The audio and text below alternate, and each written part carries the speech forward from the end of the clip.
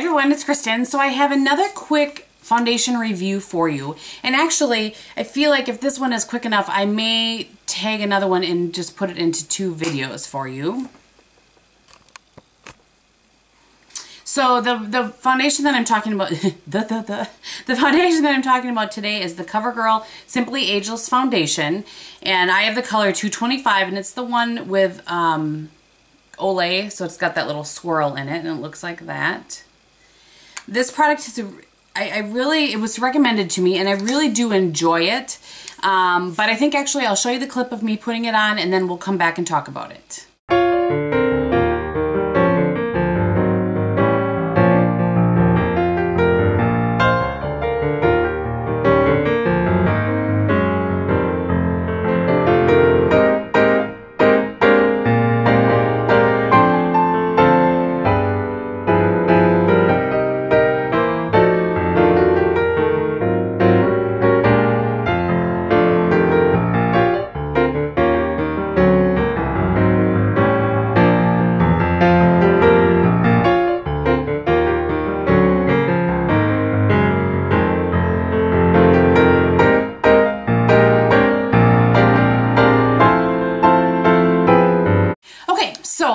As you can see, this goes on really well, and I know that it was a little bit of a cheat for me this month to use the Sigma F80 as the brush that I like to apply it with, but that really was the best of all of the brushes that I had. Even the Real Techniques buffing brush I didn't like quite as much as I liked using the F80, so I did kind of make that cheat and use that for this particular foundation.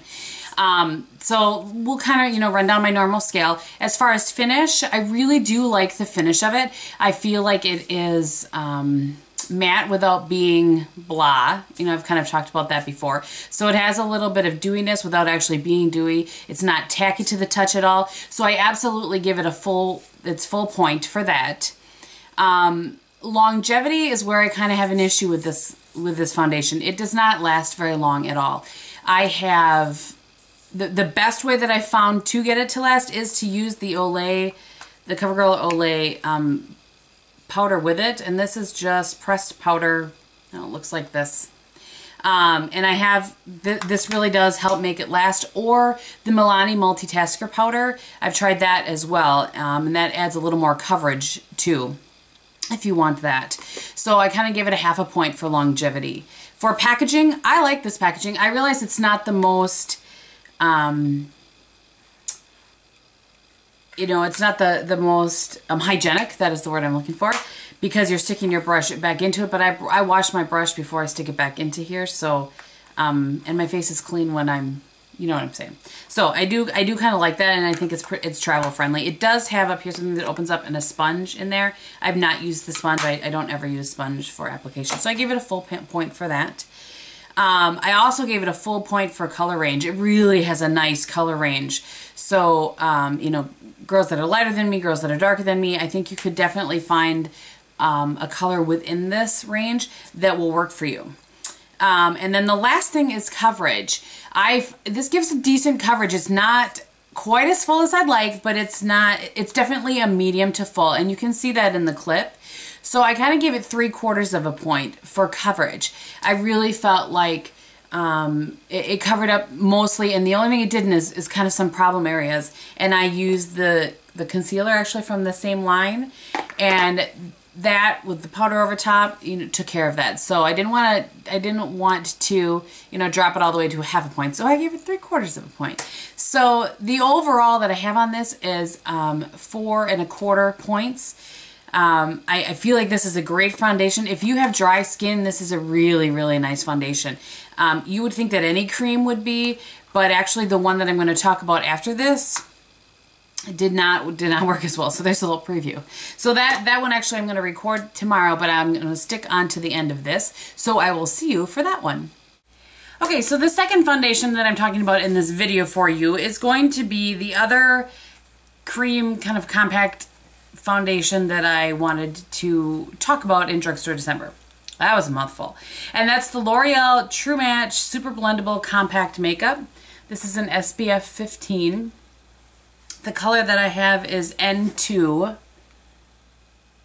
which is the same one that I have in the TrueMatch, like this, for reference. And it does seem to be the same. And so this, you know, as I've talked about several times, I have pretty dry skin. So usually cream products will work really well for my skin. I actually didn't find that to be the case with this one, but I think before I get into that too much, I'm going to go ahead and flip to the clip of me putting this on.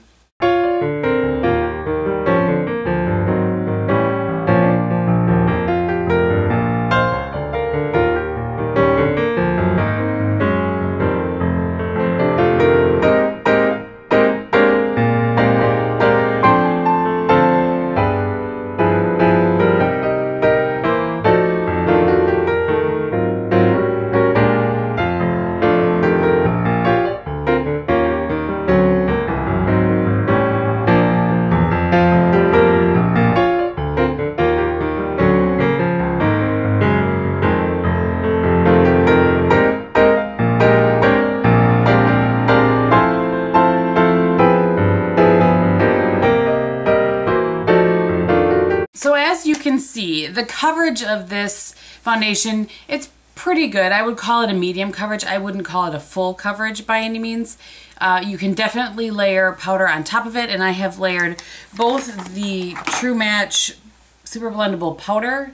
Also, I have an N2 over top of that, and that's what I have on today. Also, the Milani Multitasker. I really have enjoyed that this month, kind of in place of another product I always use, which I'll talk about at the end of the month. Anyway, the coverage of it really is a medium coverage. And again, for me, I like a medium to a full coverage. So on my range, or on my Kristen scale, I'm giving this a 0.75. It definitely... It does actually blend very well, like it says, you know, it calls itself super blendable. It does blend really well into the skin, so I really did enjoy that.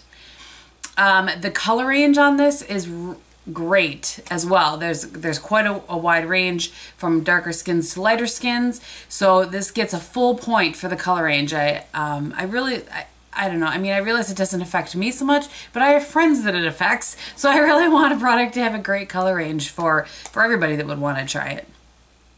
The packaging is very similar to the one that I talked about earlier, the Covergirl one. Aside from as far as the outside appearance, this one, however, flips open. I don't think it matters to me one way or the other whether it screws off or flips open. And then on below, there is also a sponge, which I don't use, and there's also a mirror. Also don't use that, but it's nice, I suppose, that it's there for travel and that sort of thing. And this is held up. I've had this actually quite a long time, and just had never really used it. So, and it has held up in my moving it around and that sort of thing. So I give the packaging on that also a 1. I like it. Okay, the finish of this product, it's pretty flat, and it starts off looking nice. Even without the powder on top. I have the powder on top today because I have a long day, and quite frankly, we'll get to the longevity in a minute. But it's pretty flat and matte. It doesn't have a lot of sheen, isn't the right word, but it's not all that is what I'm trying to say. I don't love it. So I actually, for the finish, I gave it a 0. And then the longevity, I also am giving this a 0. It doesn't last very long at all. And then I don't know what the combination is, but no matter whether I top it off or not, and this kind of, I guess, speaks to the finish more so than the longevity, I get dry patches like crazy.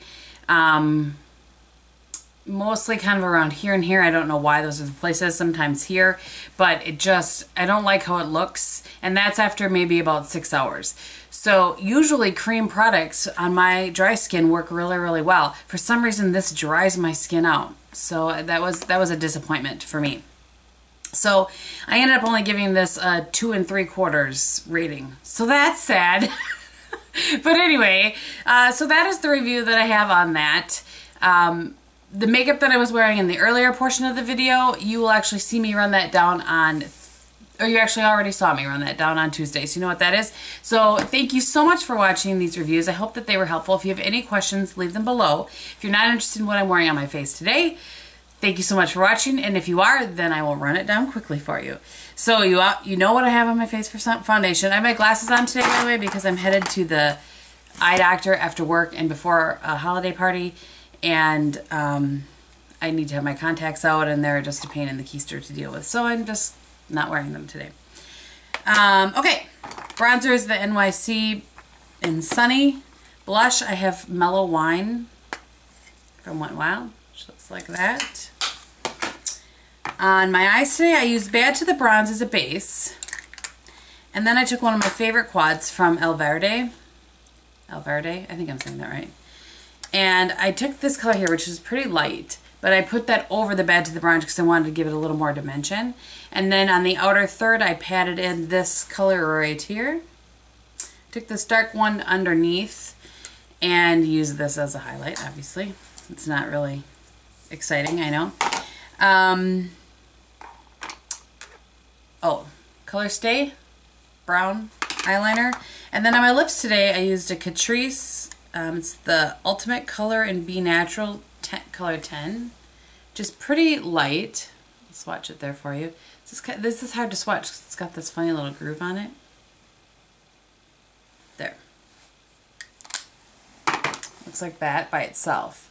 I really wanted something a little more pink, but I know that this is a good base for that, so I grabbed my Bourjois gloss, and I think it's raspberry because it says framboise, and I believe that means raspberry. It looks like that.